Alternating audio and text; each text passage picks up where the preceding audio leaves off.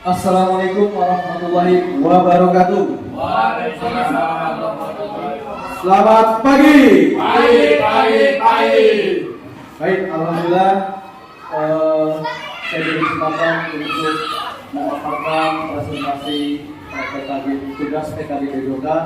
Sebelum mulai, yang saya hormati Bapak Kepala SDN 1 Kendal, yang saya hormati Bapak Ibu Guru SDN 1 Kendal.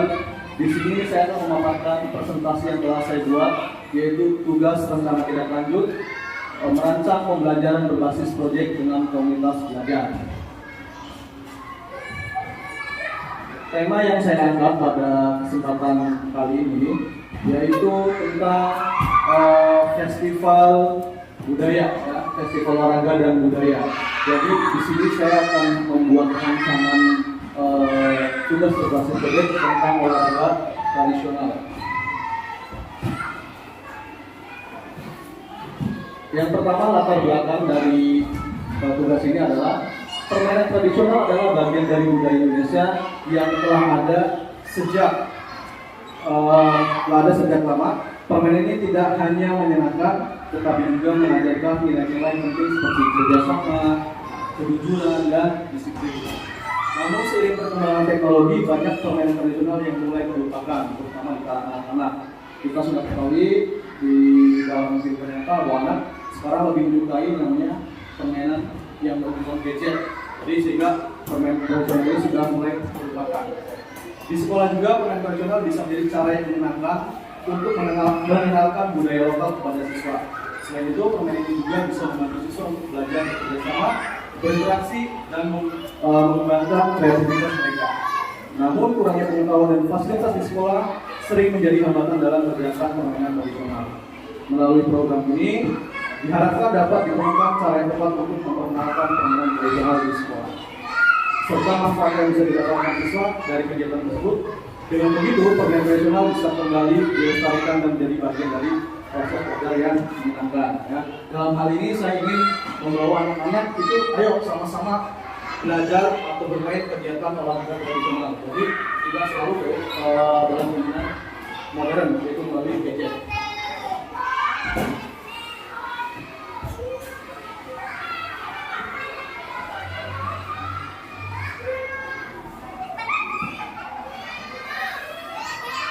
Selanjutnya, tujuan pembelajarannya ada 4. Yang pertama, mengembangkan keterampilan motorik siswa melalui aktivitas olahraga.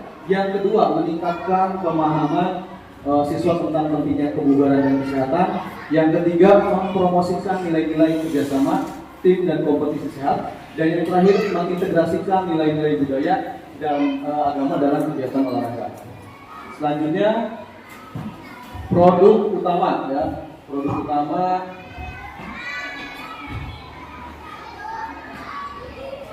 Festival Olahraga dan Budaya, sebuah acara yang menampilkan berbagai olahraga dan kegiatan budaya dan termasuk lomba olahraga tradisional yang akan diselenggarakan oleh siswa dengan dukungan dari guru, orang tua, dan komunitas.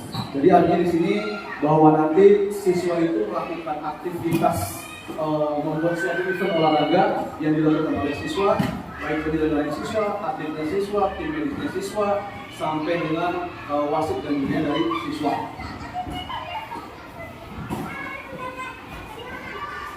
Kemudian publikasi produk hasil karyanya, yaitu dokumentasi video dan foto. Jadi acara akan didokumentasikan melalui video dan foto yang akan dipublikasikan di media sosial sekolah dan kreatif sekolah. Jadi nanti setelah ada kegiatan tersebut, hasil videonya akan didokumentasi dan dipublikasikan. Ya, kita punya Instagram dan Facebook, kemudian nanti bisa di-share melalui WA group juga, baik guru, orang tua maupun kerabat bisa menyaksikan hasil dari event yang dilakukan oleh anak-anaknya. Di sini ada capaian yang akan dicapai oleh siswa dan ada langkah-langkahnya juga. Yang pertama, capaian 1, pemahaman dan pelestarian budaya lokal sudah pasti, peningkatan kemampuan sosial dan kolaborasi, peningkatan keterampilan fisik dan kreativitas, pembentukan karakter positif, dan peningkatan antusiasme belajar. Kemudian langkah-langkahnya ada 6. Yang pertama, perencanaan program. kemudian pengenalan permainan tradisional, yang ketiga pembelajaran berbasis proyek, yang keempat praktik bermain permainan tradisional, yang kelima refleksi dan evaluasi, kemudian pelaporan dan dokumentasi.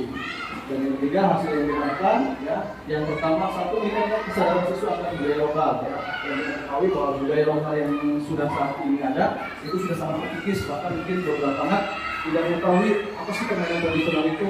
Bahkan saya tanya anak, tahukah permainan tradisional seperti bola sodor, kemudian engklek, atau yang kita bahas ini adalah tentang bola beracun. Mereka tidak tahu sama sekali olahraga tersebut. Yang mereka tahu hanya produk-produk olahraga modern seperti saat ini. Dan yang kedua, terciptanya hubungan sosial yang lebih baik antar siswa, peningkatan kesehatan fisik, pengembangan karakter dan nilai positif, kemudian peningkatan motivasi belajar dan kreativitas, dan yang terakhir terbentuknya komunitas pembelajaran yang kuat. Dari yang sampai ini mengatakan adalah ada aspek yang akan kita harapkan bisa terpenuhi pada saat proses nanti kegiatan dilakukan. Ya, selanjutnya struktur program dan kita dalam komunitas belajar, ya.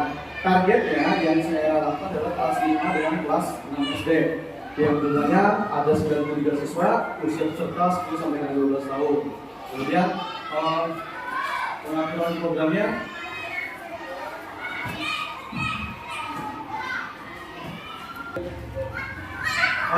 programnya satu, ruang.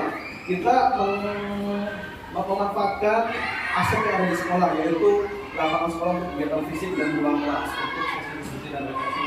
Artinya ruang kelas ini bisa dijadikan sebagai diskusi antara anak-anak untuk membuat program nanti eventnya seperti apa, kemudian teknikal meetingnya seperti apa, itu nanti di ruangan. Kemudian waktunya program dilaksanakan selama 6 minggu.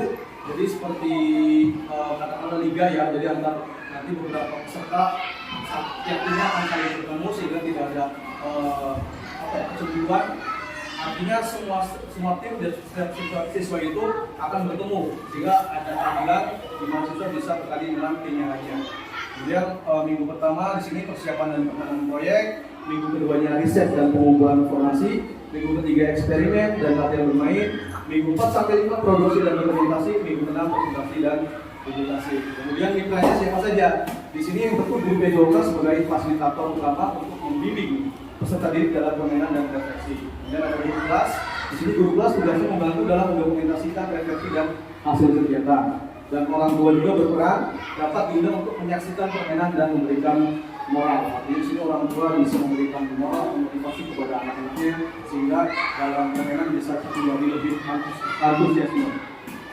Selanjutnya kapasitas sekolah yang dimiliki, ya, di sini ada 2 poin. Yang pertama sumber daya yang dimiliki ada lapangan sekolah, kemudian ada alat permainannya, kemudian ada guru PJOK dan komunitas sekolah. Dan pemanfaatan aset ada lapangan olahraga yang digunakan untuk sesi permainan. Jadi kita menggunakan lapangan olahraga sendiri untuk melakukan permainan tradisional yang dilakukan. Dan gurunya yang sebagai fasilitator, kemudian orang tua juga dilibatkan dalam proses evaluasi dan pemberian dukungan kepada siswa. Selanjutnya rencana evaluasi ada 3 poin, ya Bapak Ibu. Yang pertama lini masa evaluasi ada awal program, tengah program, akhir program, dan komunitas sekolah. Jadi awal program itu menilai pengetahuan dasar siswa, tengah programnya mengobservasi, ya, partisipasi dan keterlibatan siswa, kemudian akhir program yaitu merefleksikan kelompok dan individu serta penilaian terhadap keterampilan fisik, kerjasama dan sikap siswa. Ini akhir program adalah hasil di mana proses kegiatan tersebut sehingga kita bisa memberi penilaian. Dan komunitas sekolah, dukungan dari guru kelas, orang tua dan komunitas sekolah untuk membantu pelaksanaan evaluasi program. Sumber datanya, ya, peserta didik melalui observasi dan refleksi setelah permainan, kemudian guru melalui pengamatan selama permainan dan sesi diskusi, orang tua mengisi kuesioner terkait pengamatan mereka terhadap anak setelah mengikuti kegiatan.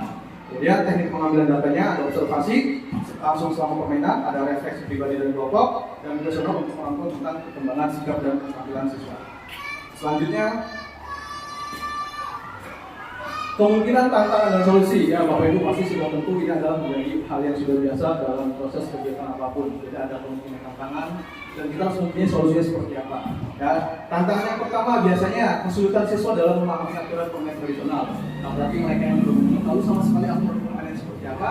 Sehingga solusinya menyederhanakan aturan permainan dan memberikan demonstrasi langsung agar siswa bisa langsung mempraktikkannya. Kemudian tantangan yang kedua, siswa yang kurang tertarik pada permainan tradisional atau merasa permainan tersebut sulit, solusinya menyesuaikan permainan dengan elemen yang lebih menarik dan relevan dengan kehidupan sehari-hari. Kemudian tantangan yang ketiga, keterbatasan waktu untuk melakukan refleksi yang mendalam. Solusinya mengalokasikan waktu refleksi yang cukup di akhir setiap sesi dan memberikan kesempatan pada siswa untuk berbagai pengalaman secara berguna. Selanjutnya, penutup dan rencana tindakan ya. Di sini pembelajaran berbasis proyek menggunakan permainan tradisional diharapkan dapat meningkatkan keterampilan fisik, kerjasama, serta pemahaman budaya di kalangan siswa kelas 5 dan kelas 6. Pembelajaran yang berpusat pada siswa ini memberikan kesempatan bagi mereka untuk berpartisipasi aktif dan mengembangkan kreativitas. Kemudian rencana tindakannya, satu, presentasi rencana kepada komunitas sekolah untuk mendapatkan masukan, contohnya seperti ini yang kita lakukan. Kemudian mengimplementasikan program sesuai dengan jadwal yang telah ditentukan. Kemudian dokumentasi kegiatan refleksi untuk perbaikan di masa mendatang. Yang terakhir adalah catatan. Ya. Rancangan ini bertujuan untuk menciptakan pembelajaran yang menyenangkan, mendalam melalui permainan tradisional, serta mengembangkan keterampilan sosial dan motorik peserta didik. Diharapkan melalui proyek ini peserta didik dapat mengenal dan melestarikan budaya sambil belajar tentang komunikasi bersama dan sportivitas. Baik Bapak Ibu, itu yang dapat saya sampaikan. Mudah-mudahan ini bisa menjadi manfaat bagi kita semua. Kurang lebihnya saya mohon maaf. Jika ada pertanyaan silakan boleh ajukan pertanyaan yang bermanfaat. Maka Bapak Ibu dipersilakan. Siap Pak Ridho? Bismillahirrahmanirrahim. Terima kasih kepada Pak Seru yang sudah memberikan kesempatan untuk bertanya. Tadi Bapak mengatakan bahwa praktek sains ini murni dilakukan semuanya oleh siswa. Kemudian untuk guru PJOK sendiri yang menjadi fasilitator, apakah hanya melihat saja atau mendampingi beserta memberikan instruksi? Itu saja yang saya tanyakan. Baik, terima kasih Pak Ridho atas pertanyaannya. Betul ya, jadi guru PJOK nanti hanya sebagai fasilitator. Artinya semua yang berperan aktif adalah siswa. Yang tadi saya sampaikan bahwa baik dari atlet, tim ofisial sampai dengan tim medis semua dari siswa. Di sini guru hanya sebagai fasilitator, artinya dia hanya sebagai pengamat. Jadi dia tidak terjun langsung. Pada saat sebelum ada mulai event, guru akan memberikan instruksi. Jadi pada saat kegiatan dimulai, guru hanya sebagai pengamat di luar. Artinya dia tidak ikut terjun di dalam, karena semua full yang melakukan adalah siswa. Sudah cukup jelas Pak Ridho ya? Sudah. Mungkin dari Bapak atau Ibu yang tidak ada pertanyaan lain? Cukup. Baik, jika cukup presentasi yang ini yang dapat saya sampaikan, kurang lebihnya mohon maaf. Wassalamualaikum warahmatullahi wabarakatuh. Waalaikumsalam warahmatullahi wabarakatuh.